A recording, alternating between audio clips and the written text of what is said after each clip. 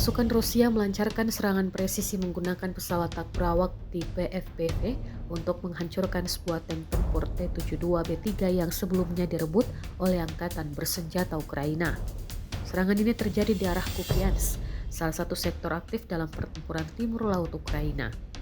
Dalam rekaman yang beredar, tank T-72B3 tersebut terlihat disembunyikan di dalam kawasan hutan lebat, kemungkinan untuk menghindari deteksi udara. Namun, drone FPV milik Rusia berhasil mengidentifikasi dan menyerangnya secara langsung, menyebabkan kehancuran total pada kendaraan tempur tersebut. Rekaman detik-detik serangan diunggah di Telegram Rabu 11 Juni 2025. Namun hingga saat ini belum ada laporan resmi dari pihak Ukraina terkait insiden tersebut.